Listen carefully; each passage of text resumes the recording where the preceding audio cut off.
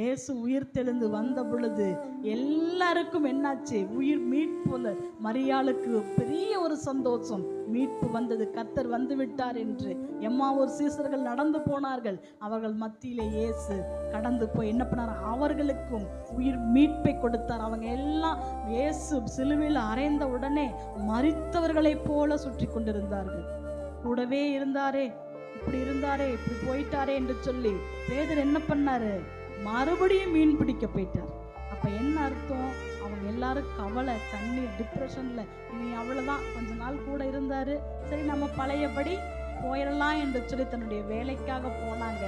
ஆனால் அவங்க எந்த இடத்துல அவங்க எல்லாவற்றையும் இல்லைன்னு முடிவு பண்ணாங்களோ அங்க கர்த்தர் இறங்கி இயேசுவானவர் போய் நின்று அவர்களுக்கு உயிர் மீட்பை கொடுத்தார். மீட்பை கொடுத்து என்ன பண்ணாரு? நான் உங்களோடு தான் இருக்கிறேன். அல்லேலூயா, அல்லேலூயா. நான் உங்களோடு தான் இருக்கிறேன். நான் சொன்ன பிதாவின் சித்தத்தை நிறைவேற்றுவதற்காக போனேன் என்று அன்றைக்கு சீசர்களை திடப்படுத்தினார்.